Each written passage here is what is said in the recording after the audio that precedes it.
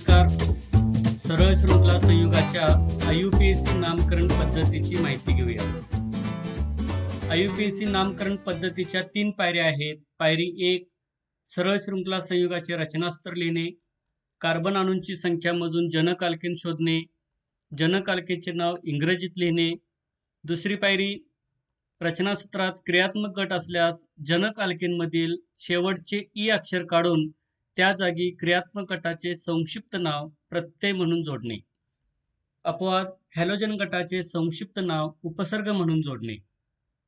तिसरी पायरी carbon शृंखलेतील carbon अणूंना अंकन करणे.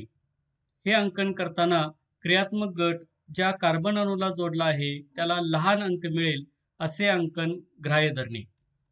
कार्बनचा आलेला अंक क्रियात्मक गटाच्या संक्षिप्त नावापूर्वी लिहिणे आणि अंतिम नावापूर्वी अंक व अक्षर यांच्यात लहान आडवी रेष मारणे. उदाहरण पाहूया. CH3-CHNH2-CH3.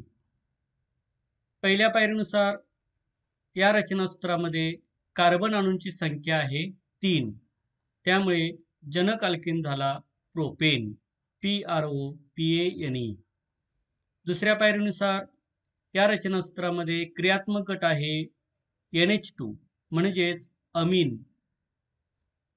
प्रोपेनमधील शेवटचे ई अक्षर काढून त्या ठिकाणी क्रियात्मक गटाचे संक्षिप्त नाव AMINE म्हणजेच अमाइन जोडणे.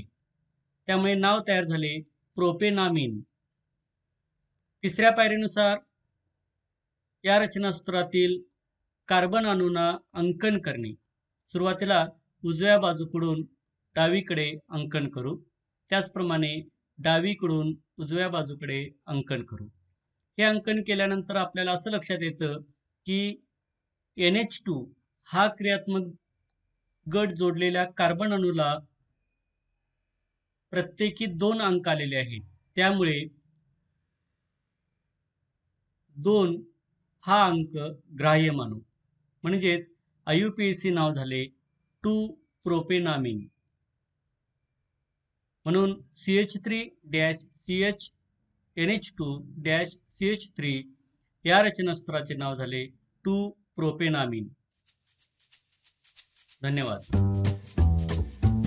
अशाच प्रकारे आणखीन व्हिडिओ पाहण्यासाठी हे चॅनेल सबस्क्राईब करा.